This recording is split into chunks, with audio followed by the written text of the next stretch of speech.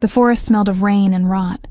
Sweet decay mingling with pine needles crushed beneath my boots as I walked deeper into territory I had no business entering. My breath formed small clouds in the October air, and somewhere in the distance, a branch snapped.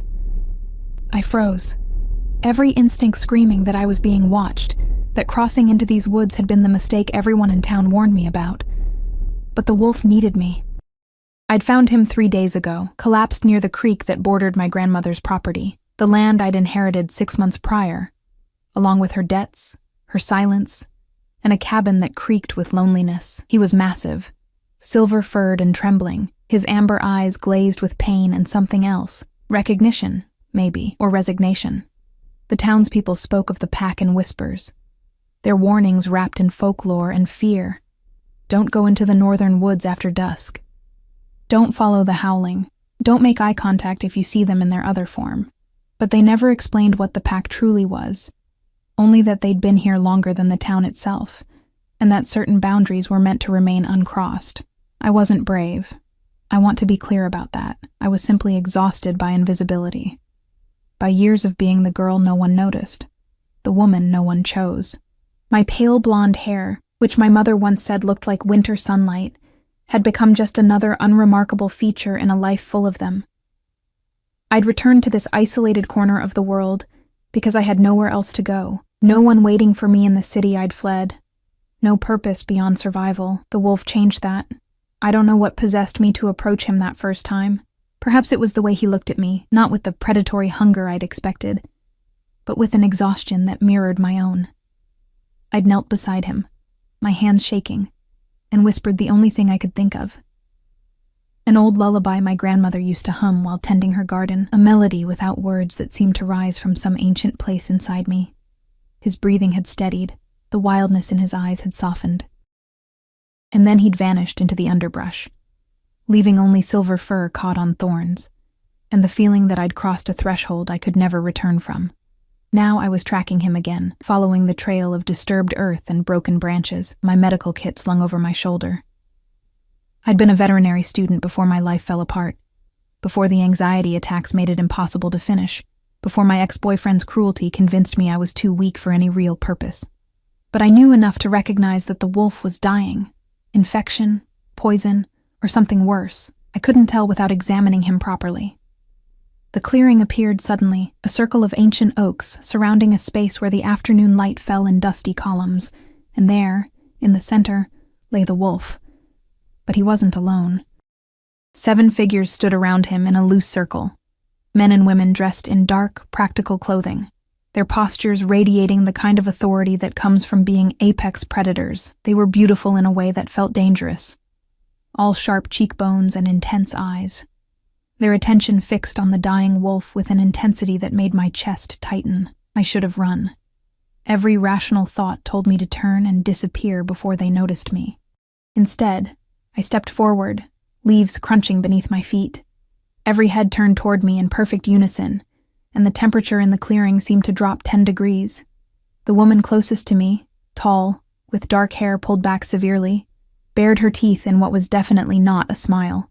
"Human," she said, the word dripping with contempt. "You've made a fatal mistake. He's dying." I heard myself say, my voice steadier than I felt. I gestured toward the wolf, whose breathing had become labored, rattling. "I can help." A man laughed, the sound harsh and humorless. "You? A fragile human thinks she can save what we cannot?" But another voice cut through the tension, deep, commanding, carrying an authority that made everyone else fall silent. "Let her try." He emerged from the shadows at the clearing's edge, and my breath caught. Tall and broad-shouldered, with hair so dark it seemed to absorb light, he moved with a predator's grace, but it was his eyes that held me, storm gray and ancient, filled with a grief so profound it felt like staring into an abyss. This was a man who'd seen too much, lost too much, and who wore his power like a second skin. The others shifted uneasily, clearly wanting to protest but not daring to. "Rowan leads us," he continued, his gaze never leaving mine. "He's been poisoned by silver, a hunter's trap laced with wolfsbane. We have minutes, not hours. If you truly believe you can help, then do it now. But know this. If he dies while you're touching him, you die with him. That is our law." The threat hung in the air, sharp as a blade. I could feel my pulse hammering in my throat, could taste copper fear on my tongue. This was insanity. I should apologize, back away, run until my lungs burned. But I thought of the wolf's eyes, Rowan's eyes, and how they'd looked at me with something other than dismissal. How for one brief moment by the creek I'd felt seen. I knelt beside him, my hands already reaching for my kit. Then I'd better not let him die. His fur was hot beneath my fingers, fever burning through him.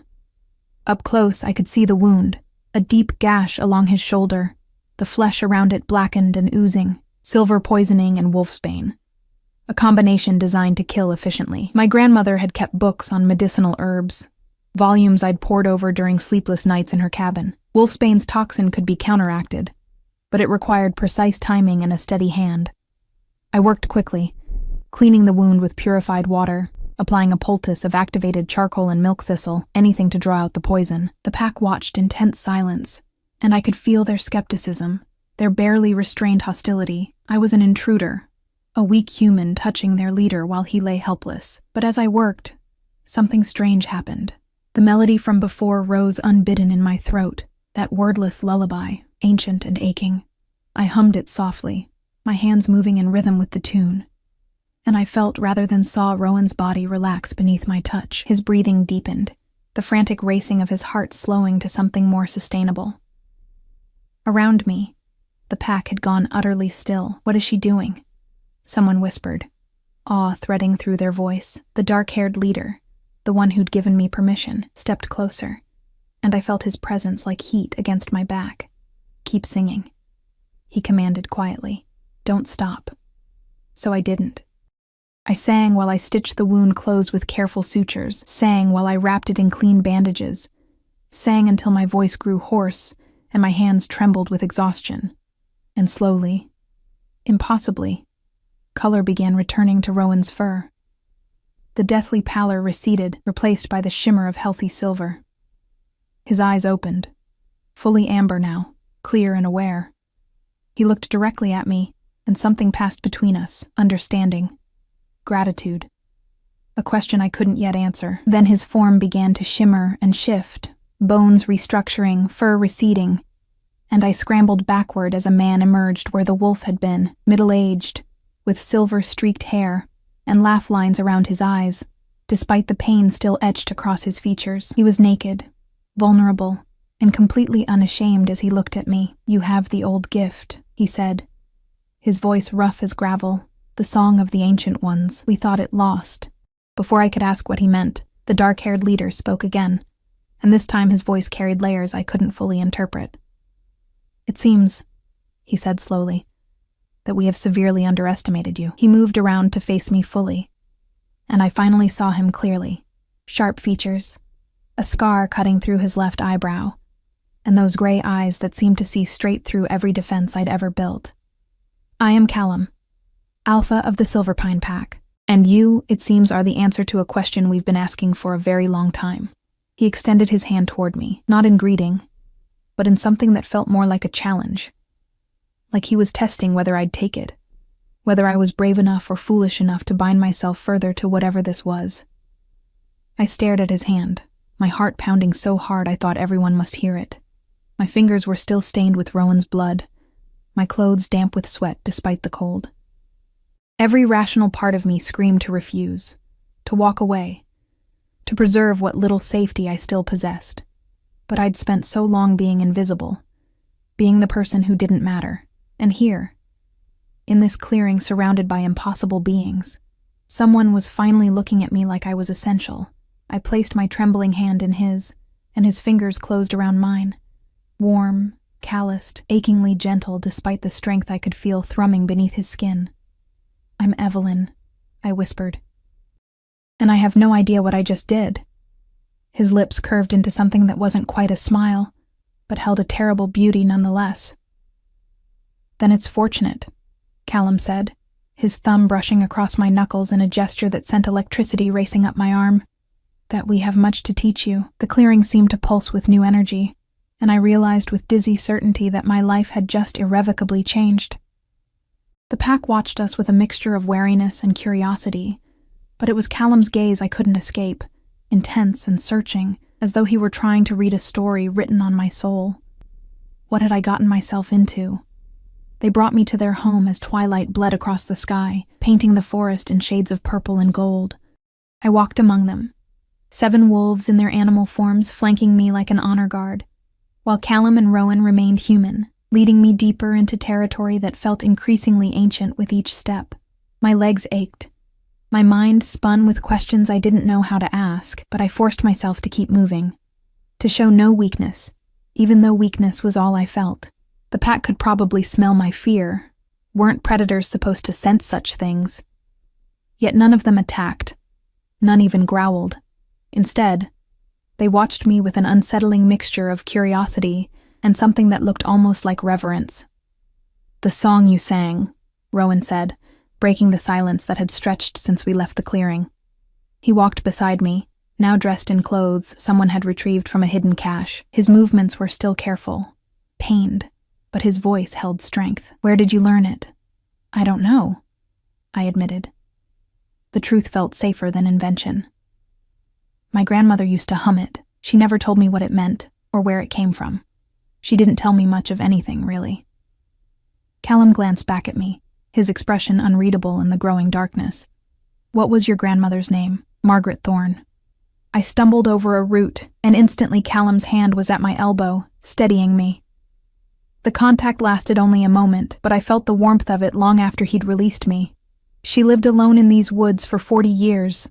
The townspeople thought she was strange." "Strange," Rowan repeated, and something passed between him and Callum, a look heavy with meaning. "Yes, we remember Margaret. She kept our secrets, protected the boundaries between your world and ours." "My grandmother?" "The woman who'd barely spoken to me during my childhood visits, who'd left me nothing but a decaying cabin and unexplained debts." "I don't understand." "You will," Callum said simply. "In time." We emerged into a valley I'd never known existed, hidden so completely by the forest that it seemed to exist in a different world entirely.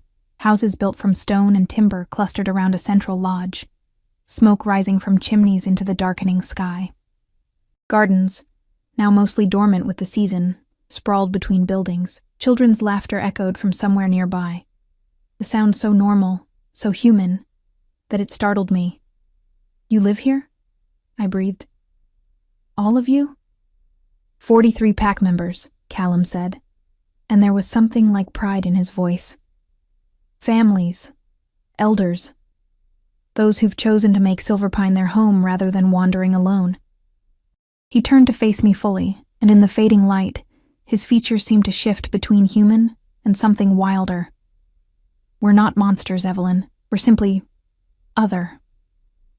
The dark-haired woman from the clearing, the one who'd called me human with such contempt, approached us now, her expression still skeptical but less openly hostile. "Callum, the council wants to meet her.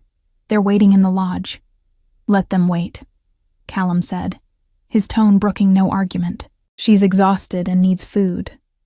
The council can contain their curiosity for one evening."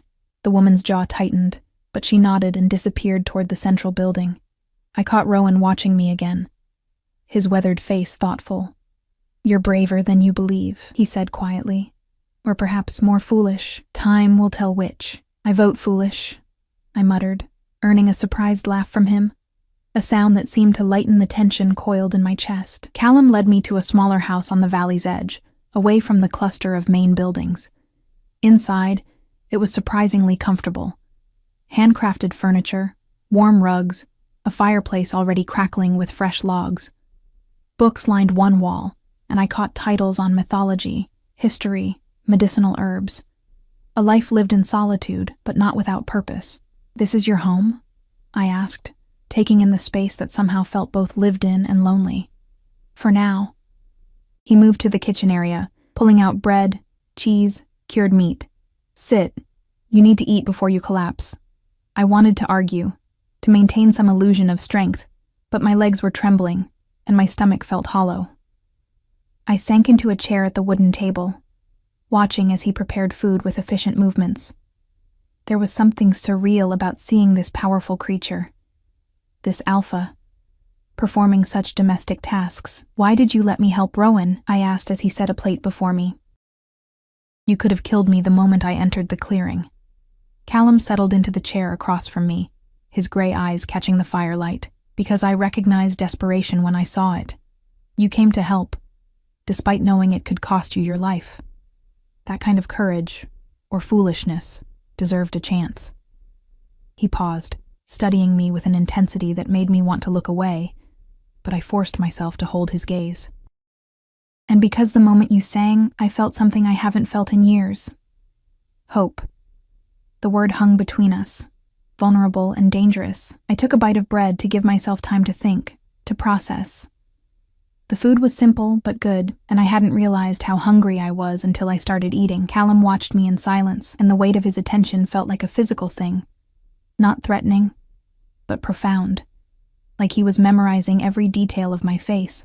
"What did Rowan mean about the old gift?" I finally asked. "About the song of the ancient ones?" Callum leaned back, shadows playing across his features. "Long ago, before packs were hunted, before we learned to hide, there were humans who could walk between worlds. Healers, seers. Those who carried songs that could calm the wildest beast, heal wounds that should have been fatal, bridge the gap between human and wolf." His voice grew quieter, tinged with old grief.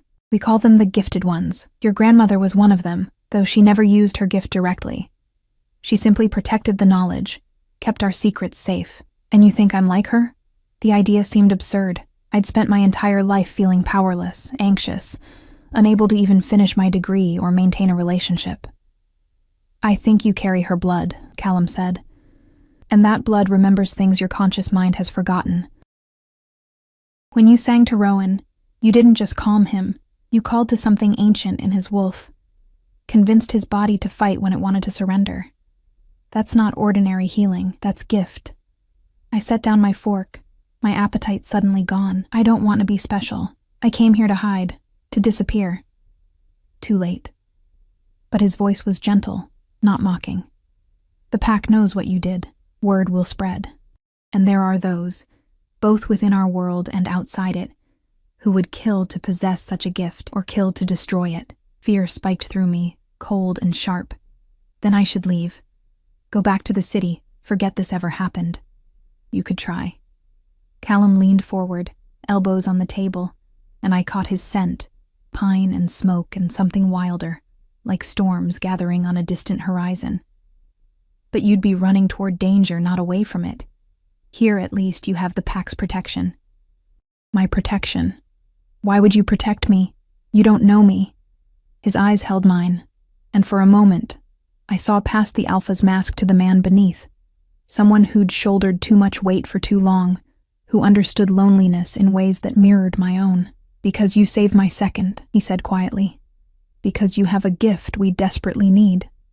And because—" He hesitated, something vulnerable flickering across his features before he shuddered it away.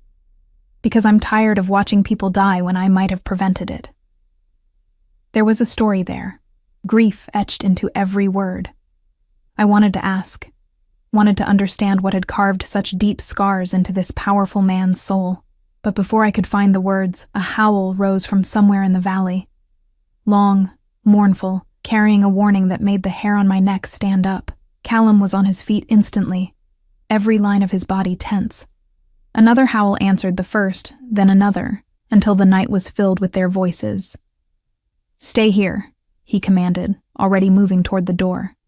"What's happening?" He turned back, and his eyes had changed. More amber now than gray, the wolf rising close to the surface. "Hunters. They've crossed into our territory." His gaze held mine for one more heartbeat, fierce and protective. "Do not leave this house, Evelyn. No matter what you hear, promise me." The fear in his voice, fear for me, made something in my chest constrict. "I promise." Then he was gone, the door slamming behind him, and I was alone in the house as chaos erupted outside. I moved to the window, peering through the curtains to see pack members emerging from their homes, some already shifting into wolf form, others running toward the valley's entrance with weapons I hadn't noticed before. I should have stayed put, should have honored my promise to Callum. But I'd spent too many years being the person who hid while others fought, who accepted safety at the cost of self-respect. And though I'd only known these people, these wolves, for hours, something in me couldn't bear the thought of them facing danger while I cowered inside. My medical kit was still slung across my shoulder. I'd brought it this far.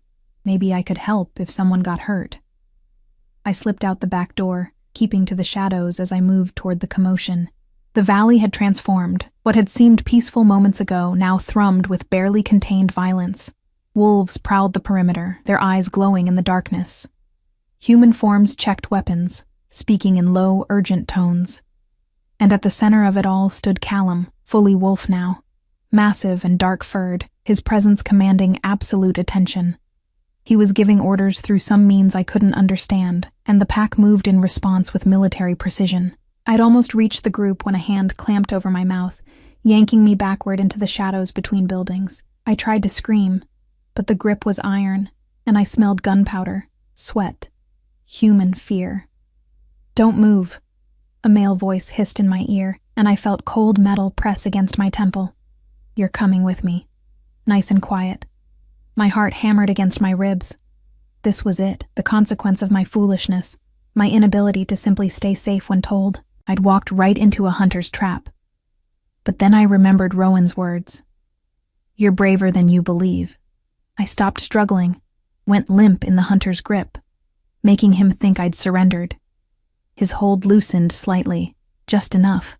Then I drove my elbow backward with all my strength, connecting with something soft. He grunted in pain, and I twisted free, stumbling forward, right into Callum's path. He was human again somehow, his chest bare and streaked with dirt, his eyes blazing with fury as he took in the scene. Me, disheveled and terrified, the hunter behind me now raising his gun. Time seemed to slow as I saw the calculation in Callum's expression, the choice he was making. He moved to shield me, putting his body between the weapon and my vulnerable form. "No!" The word tore from my throat, and that melody, that ancient song, came with it, louder now, resonating with a power I didn't understand. The sound rippled outward, and I felt rather than saw its effect.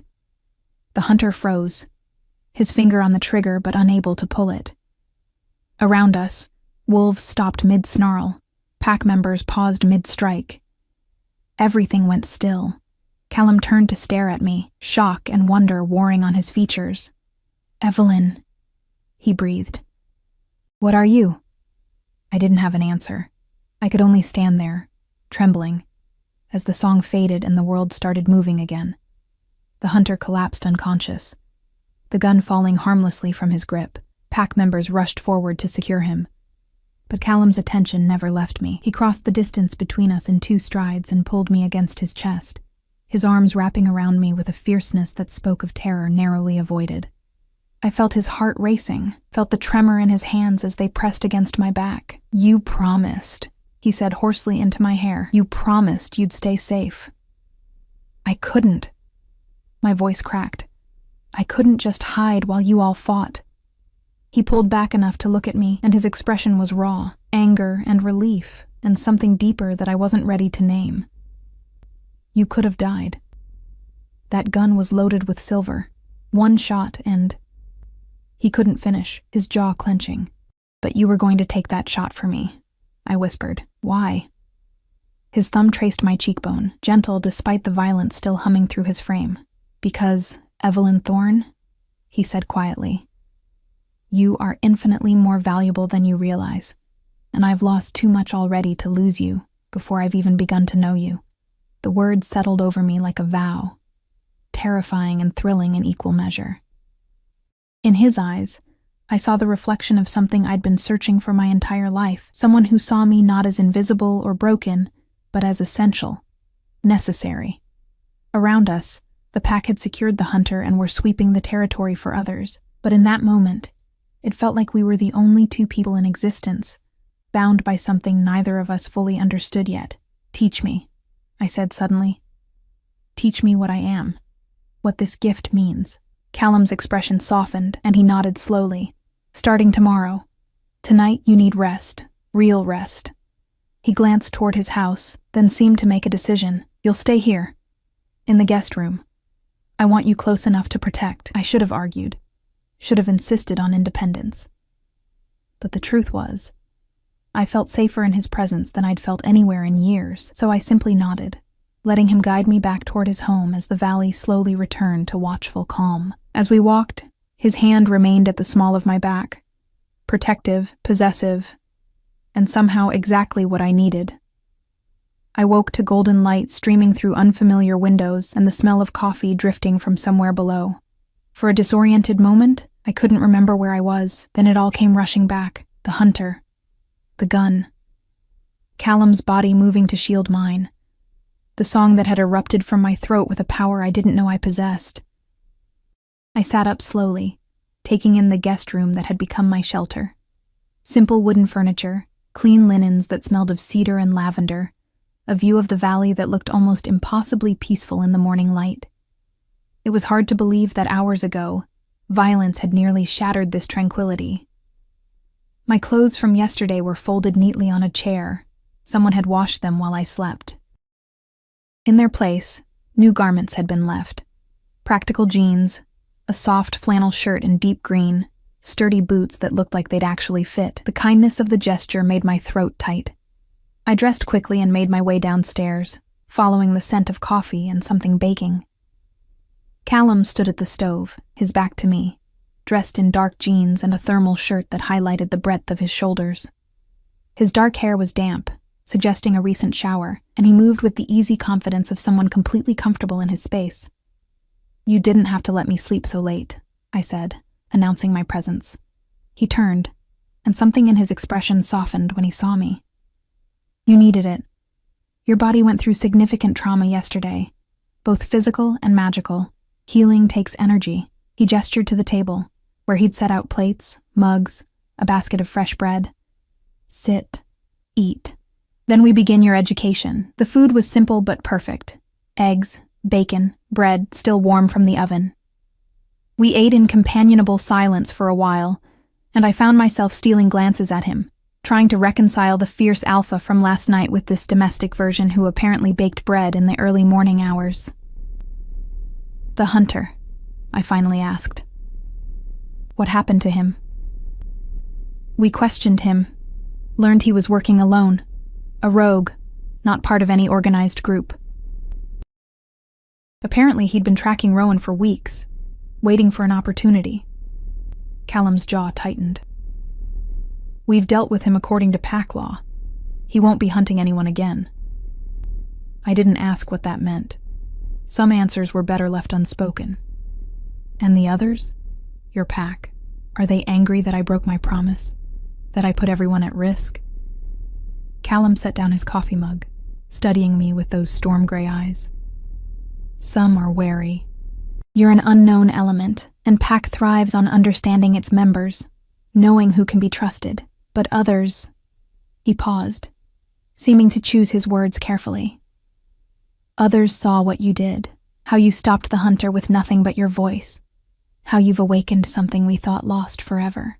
Rowan is already calling you our greatest asset. And what do you call me?" The question came out more vulnerable than I'd intended. His gaze held mine, intense and unwavering. "I call you dangerous, powerful, and exactly what we need, even if it terrifies me." He stood, extending his hand. "Come. It's time you understood what you truly are." He led me out into the valley, and in the morning light, I could finally appreciate its hidden beauty. Children played near one of the houses, actual children, laughing and chasing each other in a game of tag that looked entirely normal. Elders sat on porches, watching us pass with expressions ranging from curiosity to suspicion. This wasn't just a pack, it was a community, complete with all the complexity that implied. We walked toward the far end of the valley, where a path led up into the hills. As we climbed, Callum spoke, his voice taking on the cadence of someone sharing ancient knowledge. "Your grandmother wasn't just a protector of secrets, Evelyn. She was the last songkeeper. A line of humans who've walked beside wolves since time before memory. The songs they carried weren't just melodies. They were keys. Bridges between the human world and ours. capable of calming bloodlust, healing mortal wounds, even compelling truth from those who would lie. But I never knew, I protested. She never taught me anything. I barely knew her. Because teaching you would have marked you, Callum said quietly. Would have made you a target for those who fear the old ways. Margaret kept her distance to keep you safe, hoping the gift would pass over you, that you could live a normal human life. He glanced at me, something sad in his expression. She didn't count on you inheriting not just her blood, but her heart. The need to help, even at cost to yourself. We reached a clearing at the top of the hill, and I gasped. Below us, the valley spread like a secret kingdom, but beyond it, I could see the town in the distance, the highway cutting through the forest, the human world continuing oblivious to the magic hidden in these woods. This is the boundary point, Callum explained, where both worlds can be seen, where songkeepers traditionally came to learn. He turned to face me fully. I'm going to teach you to control your gift, Evelyn, but I need you to understand something first.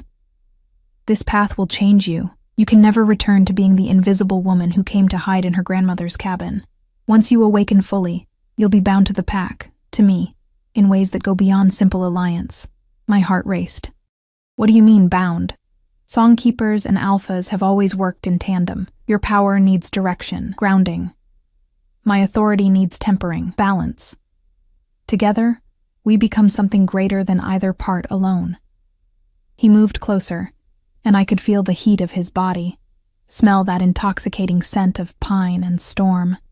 But that kind of bond requires absolute trust, vulnerability, the willingness to let someone see every broken part of you. I thought of my ex-boyfriend, how he'd used my vulnerabilities as weapons, how I'd learned to hide, to make myself small, to never let anyone close enough to hurt me again. I don't know if I can do that, I know. Callum's voice was gentle. I'm asking you to trust someone who's still essentially a stranger. But Evelyn, if you don't learn to control this gift, it will control you. And there are others out there, other packs, hunters, creatures far worse than either, who will sense your power and come looking. You need to be ready. He was right.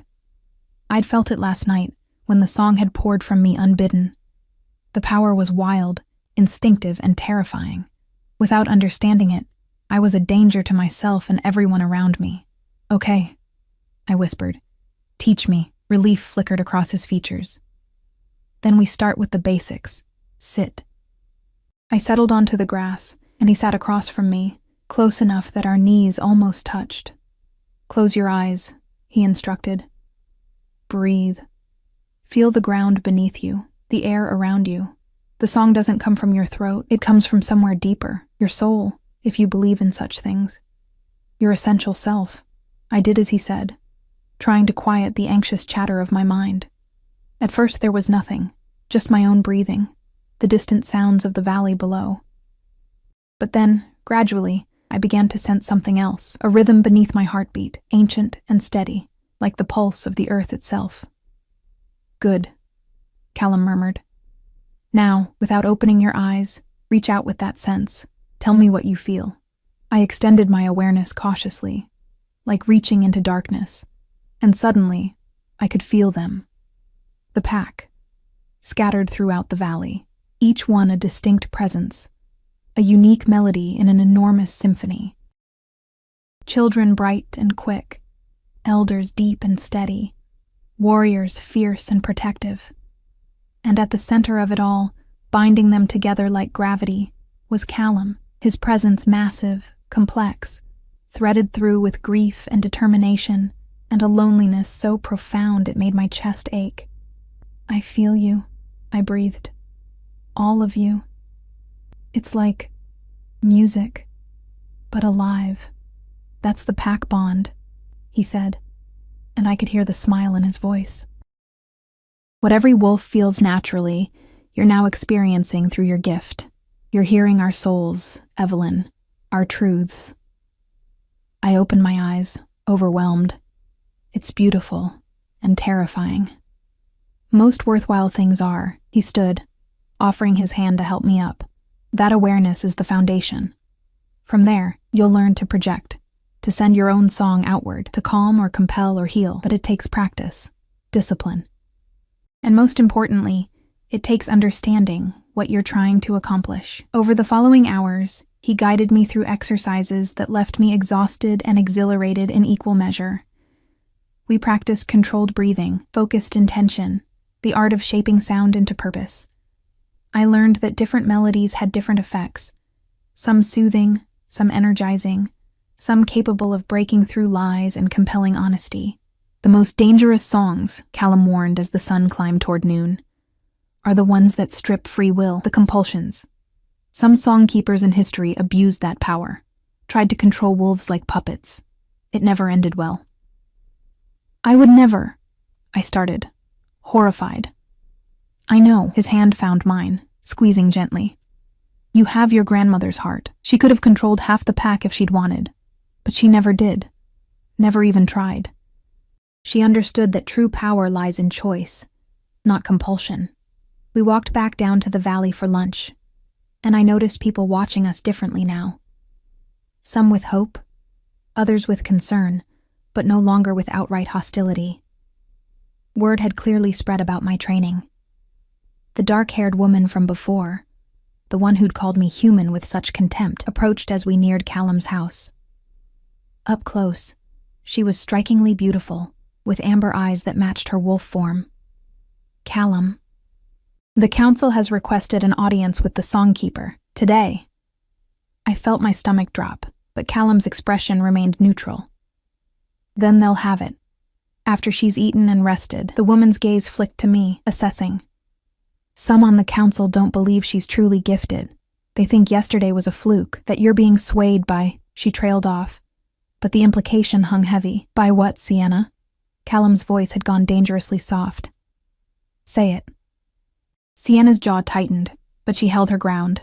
By attraction. You haven't taken a mate since Alara died, and now suddenly a human woman appears, and you're...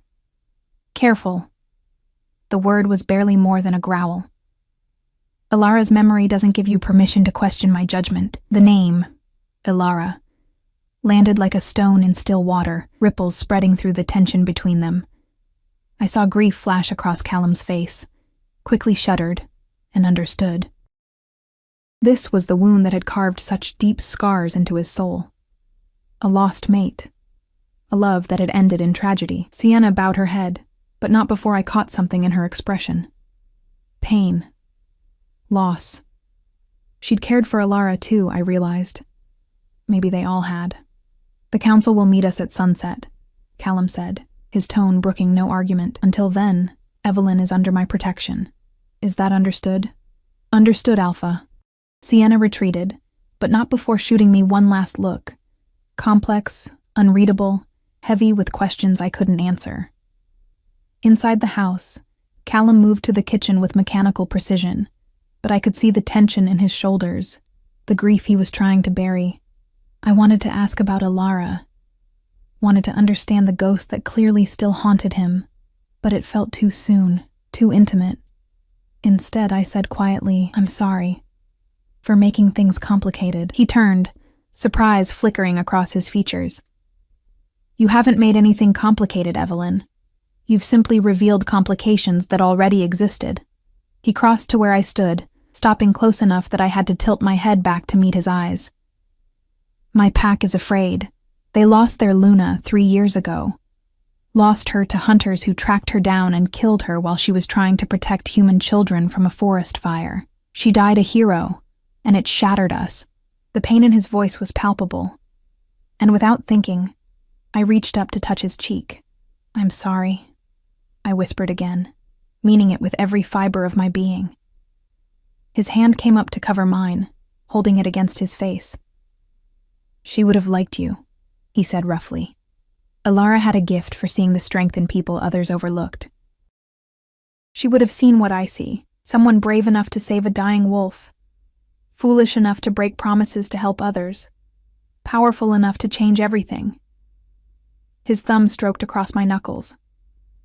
But I won't lie to you, Evelyn. This path is dangerous. The council will test you. Some will try to undermine you. And if we do form the traditional bond, if you become the pack's songkeeper officially, there will be those who see you as a replacement for Alara. They'll resent you for it. And you? I asked, my voice barely audible. Will you resent me? His eyes held mine, gray as storm clouds and just as turbulent. No, he said simply. I'll be grateful for you, terrified of losing you, and completely unworthy of the gift you represent, but never resentful. The moment stretched between us, charged with possibility and peril. I could feel the pull toward him, not just attraction, though that was certainly there, humming beneath my skin, but something deeper, recognition. Like my soul knew his, had been waiting for this meeting across lifetimes. What happens at sunset? I asked, stepping back before I did something foolish like kiss him. What will the council ask of me? Callum's expression shifted back to alpha, focused, strategic. They'll want proof, a demonstration of your gift that can't be dismissed as luck or coincidence. And they'll want to understand your intentions, whether you're here to help or harm. And if I can't prove it, if the song doesn't come when I call it, then we'll face that together. He moved toward me again, his hands settling on my shoulders, grounding. But I believe in you, Evelyn. You saved Rowan. You stopped a hunter. You survived your first night in a wolf den, when most humans would have fled screaming. You're stronger than you know. I wanted to believe him, wanted to trust in this nascent power that felt both foreign and ancient inside me. But fear whispered its familiar doubts.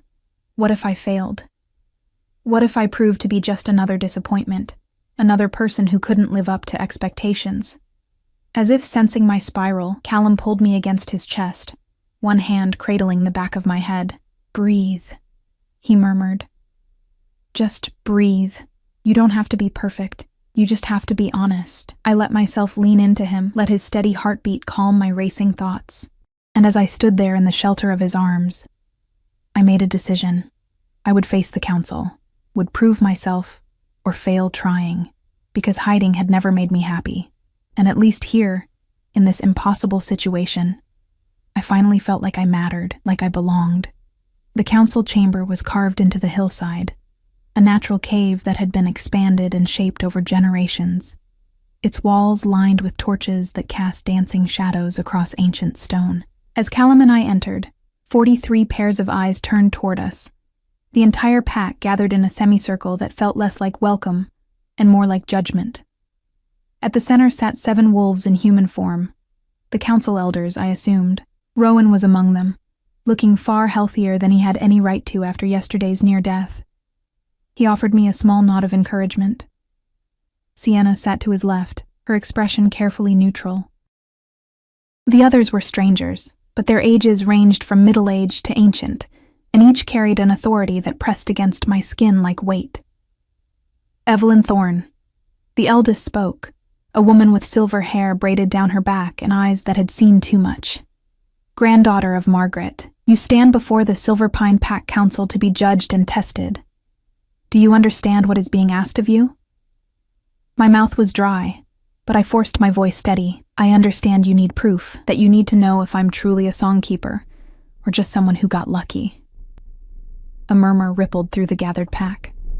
The elder's lips twitched, approval or amusement I couldn't tell. Direct, I appreciate that. I am Vera, first elder of this council, and you're correct.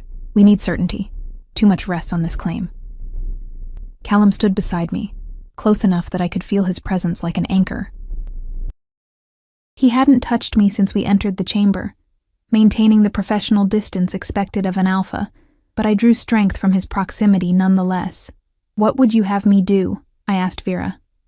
3 tests, she said, raising gnarled fingers. First, the test of truth. You will sing, and we will listen, not just with our ears, but with our souls. If you are truly gifted, we will feel it in our bones, in the marrow of what makes us wolves. I swallowed hard. And if you don't feel it, then the other tests become unnecessary, and you will leave our territory unharmed but unwelcome. Vera's gaze held no malice, only the practical assessment of a leader protecting her people. But I suspect that won't be an issue. The second test? Callum asked, his voice carefully controlled. The test of healing, Rowan spoke up, shifting forward. Yesterday she healed me when I was hours from death. But was it the song or the medical skill? We need to know if the gift can be replicated, controlled, called upon when needed. And the third? I couldn't keep the tremor from my voice entirely. Sienna answered, her amber eyes locked on mine. The test of will. A songkeeper's power lies in compelling truth, in stripping away deception. If you possess this gift, you should be able to make one of us answer a question we would rather die than speak aloud. She paused. I volunteer to be your subject. The challenge in her words was clear. Whatever question she was hiding, whatever truth she protected, it was something significant. This wasn't just a test, it was a gauntlet. These tests could harm her, Callum said, and I heard the edge of a growl beneath his words. Untrained use of the gift can burn out a songkeeper, leave them broken, which is why you'll be there to ground her, Vera said calmly. The traditional bond between Alpha and Songkeeper exists for precisely this reason. You'll anchor her, keep the power from consuming her. Unless... Her eyes narrowed. You don't trust yourself to maintain control? To keep the bond professional rather than personal? The question hung heavy with implication. I felt Callum tense beside me, felt the pack's attention sharpen. This was about more than just my abilities. It was about whether Callum could lead objectively, whether his judgment was compromised by whatever was growing between us. My control is absolute, Callum said, his voice dropping into that alpha timbre that demanded obedience. And my judgment is sound. Evelyn is gifted.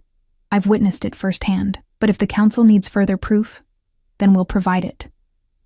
He turned to me, and in his eyes, I saw both apology and determination. Are you willing to try? I thought about running, about returning to that safe, invisible life where I never risked anything because I never tried for anything. But then I remembered how it felt to save Rowan, to stop the hunter, to matter for the first time in years. I'm willing, I said clearly. Let's begin. Vera gestured to the center of the chamber, where a flat stone platform waited. Step forward, child, and remember, the song must come from truth. You cannot fake what you do not feel. I moved to the platform, my legs steadier than I expected. The pack pressed closer, forming a tighter circle, and I could feel their collective attention like pressure against my skin. Callum positioned himself behind me, close enough that his breath stirred my hair, and when his hands settled on my shoulders, I felt a jolt of connection, like a circuit completing. I've got you, he murmured. Too low for others to hear. Trust the gift. Trust yourself. I closed my eyes, reaching for that place Callum had shown me earlier, the deep well where the song lived. At first there was nothing but my own fear, loud and insistent. But then, beneath it, I felt that ancient rhythm, the pulse of something older than words, wiser than knowledge. The melody rose unbidden, starting as a hum that vibrated in my chest. It was different from the lullaby I'd sung to Rowan. This was deeper, more primal, carrying harmonics that seemed impossible for a human voice. Yet it poured from me naturally, each note layering over the last until the chamber resonated with sound. I felt the pack respond, felt their wolves rise to attention inside their human skins, felt their souls reach toward the music like flowers toward sunlight. Some gasped, others went utterly still, but all of them, every single one, felt it. When the song faded, silence pressed down like snow. By the old ways, someone whispered. It's true, she's a songkeeper. Vera's expression had shifted from skeptical to awed. The first test is passed. Your gift is undeniable, child. She looked to Rowan. Proceed with the second test. Rowan stood, moving to stand before me.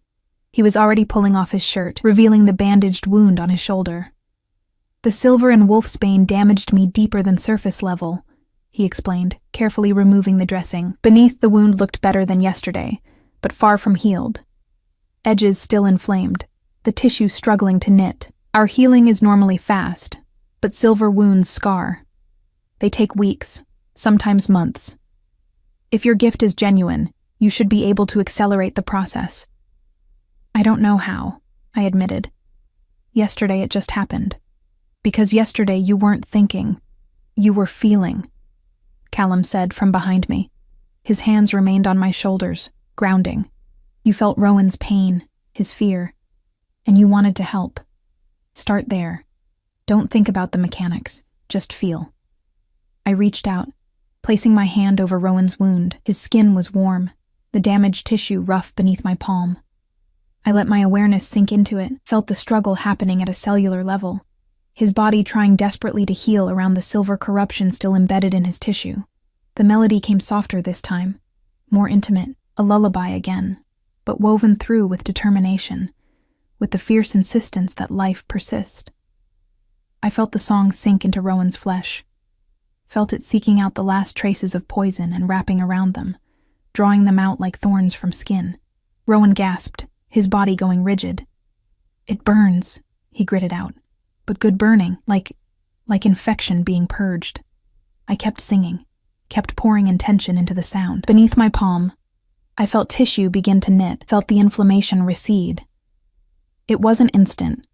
This wasn't magic in the fairy tale sense, but it was accelerated, compressed what should have taken weeks into minutes. When I finally pulled back, exhausted, the wound had closed to a pink scar, still visible, but no longer raw or dangerous. The chamber erupted in whispers, in murmured amazement. Rowan touched his shoulder wonderingly, then looked at me with something like reverence. "Thank you," he said simply. Again.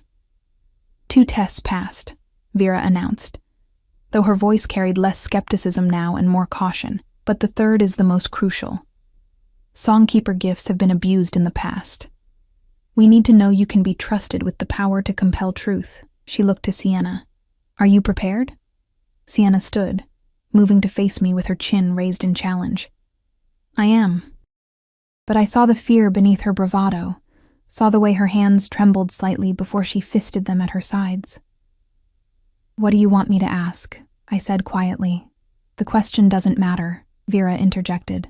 What matters is that she answers truthfully, even when every instinct tells her to lie. Sienna has been given a secret to protect, something she's sworn never to reveal. If your gift is genuine, you'll break through that oath. I looked at Sienna, really looked at her, and saw past the hostility to the pain beneath. She was protecting something, yes, but not out of malice, out of love, out of loyalty. Whatever this secret was, revealing it would cost her dearly. I don't want to hurt you, I said honestly. Her eyes flashed. Then you'll fail the test. Behind me, Callum's hands tightened on my shoulders. Evelyn, this is necessary. The council needs to see that you can wield the gift when required, but also that you'll do so with conscience. They're testing your judgment as much as your power. I understood then.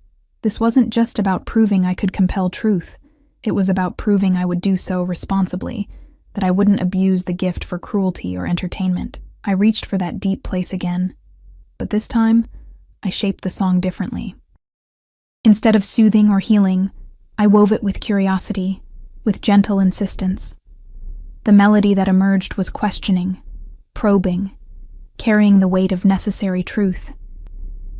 Sienna's eyes widened as the song wrapped around her, and I saw her struggle against it, saw her jaw clench, her body go rigid with resistance.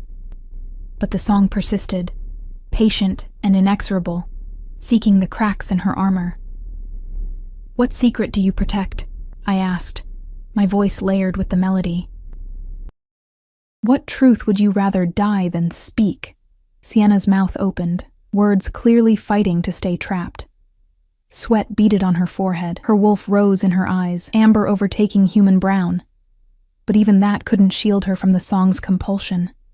I loved her, she gasped out, the words torn from her throat. I loved Ilara, not as Pac, not as Luna. I loved her. And I was with her when she died. I could have saved her, but she begged me to save the children instead.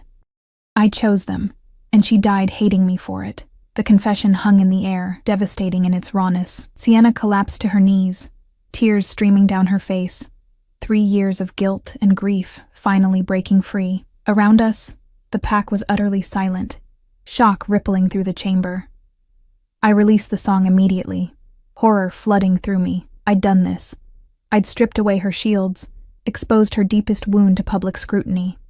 But Callum moved past me, kneeling beside Sienna. He gripped her shoulders, forcing her to meet his eyes. "She didn't hate you," he said, his voice rough with emotion. "Alara never hated you, Sienna. She was grateful. She made me promise, made me swear that if anything happened to her, I'd tell you that your love was returned, and that her final thought was thankfulness that you honored her choice." Sienna stared at him, disbelief and hope warring on her features. She knew. She always knew. And she loved you too, in the way she could. Callum pulled her into a fierce embrace, and I saw his own tears tracking down his face. "You've carried this guilt for 3 years. It ends now. Do you hear me? It ends." The chamber had dissolved into emotional chaos, pack members moving to comfort Sienna, others wiping away their own tears. Vera watched it all with ancient eyes, and when she looked at me, I saw approval mixed with warning. "You passed the 3rd test," she said quietly. "Not just because you compelled truth, but because you wielded the gift with conscience. You could have asked something trivial, something that wouldn't wound, but you chose the question that would bring the deepest truth and the deepest healing. That is the mark of a true songkeeper." I felt Callum's presence before I saw him, felt his hand find mine and squeeze gently. When I looked up at him, I saw grief and relief tangled together, saw a burden he'd been carrying finally lightened. "The council recognizes Evelyn Thorne as songkeeper to the Silverpine Pack," Vera announced formally. "She is granted full protection, full status, and full rights as one of us. And when she is ready, she will bond formally with our Alpha, as tradition demands." The pack responded with howls, not threatening but welcoming. The sound reverberated through the chamber, primal and beautiful, and I felt tears slip down my own cheeks. Callum turned me to face him, his hands cupping my face. "You did it," he said softly. "You brilliant, terrifying woman, you did it." "I hurt her," I whispered. "I exposed her pain. And in doing so, you gave her permission to heal." His thumbs wiped away my tears. "That's what songkeepers do, Evelyn. They don't just sing pretty melodies. They bring truth to light, even when it hurts. Even when it costs." I leaned into his touch, exhausted and overwhelmed and strangely exhilarated. Around us, the pack was celebrating, embracing, releasing years of held grief. Sienna stood at the center of it, supported by Rowan and others, her face streaked with tears but lighter somehow. Unburdened. "What happens now?" I asked Callum. His smile was small but genuine, the first truly unguarded expression I'd seen from him. "Now, you rest. Tomorrow, we begin teaching you everything you need to know, and eventually..." He hesitated, vulnerability flickering across his features. "Eventually, if you're willing, we explore what it means to be bonded, not just as Alpha and Songkeeper, but as partners." I finished for him. "Equals. Yes." The word was barely a breath. Equals. The weight of that promise settled over us, terrifying and perfect in equal measure. I didn't know what the future held, didn't know if I could truly become what these people needed. But for the first time in my life, I wasn't running from possibility. I was running toward it. 3 months passed like pages turning in a book I couldn't put down. Each day bringing new challenges, new revelations, new reasons to believe I'd finally found where I belonged. Winter settled over the valley with gentle insistence, painting everything in shades of white and silver. I woke each morning in Callum's guest room, though increasingly I found myself falling asleep in the main room after long evenings spent talking by the fire, only to wake with a blanket draped over me and the scent of coffee already brewing. The pack had become my family in ways I'd never experienced. Rowan taught me the history of songkeepers, sharing stories passed down through generations about women and men who'd walked between worlds. Sienna, transformed by her confession, became an unexpected ally, teaching me to track, to read the forest's signs, to understand pack dynamics from the inside. The children treated me like a fascinating puzzle, always asking me to sing, to show them the magic voice that made their parents smile. And Callum. Callum was constant, patient teacher, fierce protector, and something more that we danced around but never quite named. He showed me how to ground my power, how to shield myself from being overwhelmed by the pack's collective emotions, how to call the song when needed and silence it when necessary, how to be strong without losing the compassion that made the gift work. We trained together each dawn, our bodies finding a rhythm that felt both ancient and new. Sometimes we sparred, him in wolf form, teaching me to predict movement, to use my voice strategically rather than just defensively. Other times we simply sat in comfortable silence, watching the sun paint the valley in gold and rose. But there were darker lessons too. Letters arrived from neighboring packs, some offering alliance, others thinly veiled threats. Word had spread about the Songkeeper, and not everyone viewed my existence as positive. Some feared what I represented, a return to old ways when humans held too much power over wolf kind. Others wanted to possess the gift, to use it for their own purposes. "They'll come eventually," Callum told me one evening as we reviewed the latest correspondence. Snow fell softly outside, muffling the world in peaceful quiet. "Either to test you or to take you. We need to be ready." I looked up from the letter I'd been reading, a formal challenge from a pack in the north, demanding I prove my legitimacy. "I'm not going anywhere," I said firmly. "This is my home now. These are my people." Something fierce and possessive flashed in his eyes. "Say that again." "This is my home," I repeated, holding his gaze. "You are my home." The confession hung between us. 3 months of tension and longing finally crystallizing into words. Callum moved around the table with predatory grace, and suddenly he was there, his hands framing my face, his forehead resting against mine. "I've been trying so hard to be patient," he said roughly, "to give you time, to not pressure you, but Evelyn, you're in my head every moment, in my heart, under my skin. And I don't know how much longer I can pretend that what I feel is just alpha responsibility." My hands fisted in his shirt, pulling him closer. "Then stop pretending." His kiss was everything I'd been craving and afraid to want, fierce and gentle, claiming and questioning. I felt the bond between us flare to life, that connection we'd been carefully maintaining at a professional distance suddenly blazing into something undeniable. His wolf rose to meet my song, and the harmony of it stole my breath. When we finally broke apart, both breathing hard, his eyes had shifted to amber, more wolf than man. "I need you to understand what this means," he said, his voice rough with restraint. "If we complete the bond, if we let this become what it wants to be, you'll be tied to me in ways that go beyond anything humans experience. You'll feel what I feel. Share my strength, but also my burdens. And you'll become Luna, not just Songkeeper, but leader alongside me. Are you ready for that?" I thought about the girl who'd arrived here 3 months ago, broken, hiding, convinced she was too weak to matter. She seemed like a stranger now. In her place was someone who'd faced council tests, who'd healed the dying, who'd brought truth and healing to a grieving pack. Someone who'd found strength not despite her compassion, but because of it. "I'm ready," I whispered. "I've been ready since the moment you took my hand in that clearing and looked at me like I mattered." "You matter," he said fiercely. "You matter more than anything." The bond snapped fully into place. Not the professional connection we'd been maintaining, but the deep, soul-level tether that bound Alpha and Songkeeper, mate and mate. I gasped as I felt his emotions flood through me, love so profound it ached, protectiveness that bordered on ferocity, and beneath it all, a gratitude that I existed, that I'd chosen him, chosen this. "I love you," I said. The words inadequate but true. "I love you, and I'm terrified, and I'm exactly where I'm supposed to be." His laugh was shaky with relief and joy. "I love you, Evelyn Thorne.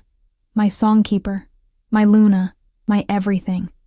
Oh, we sealed the bond the way wolves had for millennia, with ceremony and song, with the pack bearing witness, with promises spoken under the full moon that would see us through whatever came next. I wore a simple dress of silver white, my blonde hair loose and crowned with winter berries. Callum stood before me in the ceremonial clearing, wearing the formal attire of an alpha, but looking at me like I hung the stars. Vera performed the rites, her ancient voice carrying across the valley. "Do you, Callum Redwood, Alpha of Silverpine, accept this woman as your mate, your Luna, your equal in all things?" "I do," he said clearly. "With my whole heart, I do." "And do you, Evelyn Thorne, songkeeper and heir to Margaret's legacy, accept this man as your mate, your Alpha, your equal in all things?" I looked into Callum's storm-gray eyes and saw our future reflected there. Challenges and joy, danger and safety, a life lived fully rather than in hiding. "I do," I said. "With my whole soul, I do." The pack howled their approval, the sound echoing off the valley walls. And when Callum kissed me, I felt the bond solidify completely. No longer two separate beings, but something greater together than either part alone. The celebration lasted through the night. Food and music, stories and laughter. The pack welcoming me not as an outsider, but as one of their own. Children danced around the bonfire while elders shared tales of songkeepers past. Sienna embraced me, tears in her eyes. "She would have loved you," she whispered. "Ilara. She would have been so happy to see him whole again." "Thank you," I said, meaning it. "For trusting me. For letting me in. You earned it," Sienna said simply. "Every day, you prove you belong here." As dawn approached, Callum and I slipped away from the celebration, walking to the boundary point where he'd first taught me to sense the pack.